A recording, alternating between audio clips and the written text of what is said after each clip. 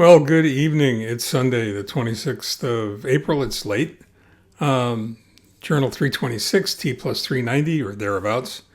I started this blog yesterday, or at least outlined it yesterday, after a really incredible event. It was put on by a group, a national group, really. But it was put on by a friend of mine, and it had to do with Seth Godin, who's a favorite author of mine. I've spoken about him at length before. I highly recommend his work, especially if you're involved in marketing. But he writes about far more than just that. And I was invited to participate in this group, and it was an honor to be included, and it was an incredible opportunity. And I highly recommend involving yourself in things like that if you ever have that opportunity. This had to do with Seth's book, Linchpin, written probably about 8 years ago. Bestseller. If you're not familiar with what a linchpin is originally it came to prominence.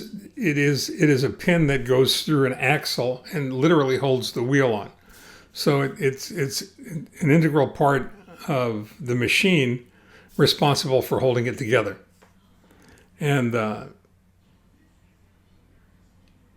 what the book is all about is the fact that we are all remarkable and we all have the opportunity to become linchpins within our organizations, our tribes, our families, our clans, the society in which we're involved. And it starts out with a quote that you'll find in the written part of the blog, and that goes something like this. If a genius is someone with exceptional abilities and the insight to find the not so obvious solution to a problem, you don't need to win a Nobel Prize to be one. A genius looks at something that others are stuck on and gets the world unstuck. So the question is, have you ever done that? And if you've ever done that, you're a linchpin. But the basic premise of the book is that we're all remarkable and we're all capable of doing exactly that. It talks at great length about how you go from being a cog in the industrial wheel, so to speak, an obscure member of, if you're familiar with Star Trek and the Borg, an obscure member of the collective, to become a critical instrument of success, both your success and the success of all those around you.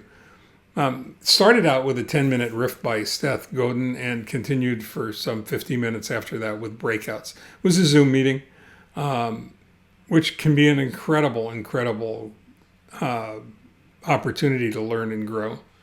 And it was a small group meeting where the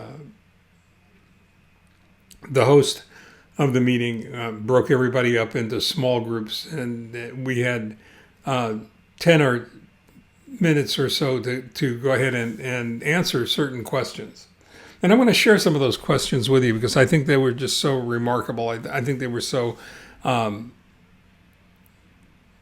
there's such a great opportunity to stretch and be honest with yourself, and being involved with a group of like-minded people like that are supportive and yet still unyielding in trying to get the very best out of you that you're capable of. So, I'll share a couple of the questions with you because I think they're worthy of discussing. And the first question is, what makes you remarkable? Now, I'm going to let you think about the answer to that. What specific traits make you remarkable? For me, the answer was a willingness to confront what Stephen Pressfield calls the resistance, what Seth Godin calls the lizard brain, what are really our basic terrors, our fears. And to carry on despite the fear.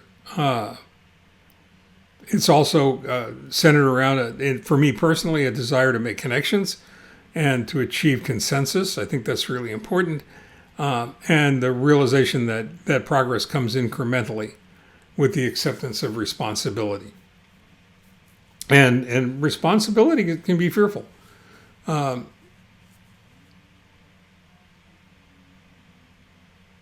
of the other questions that got asked that I thought was great is what do you see that others haven't seen or haven't seen yet? What have you seen that they can't or won't see? And for me, the answer to that was simply the opportunities that are hidden in every crisis.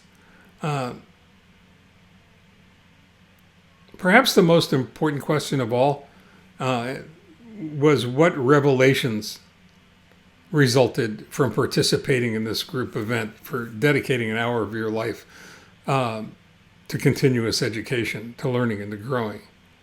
And the lessons that I learned are lessons that I think we could all learn or benefit from.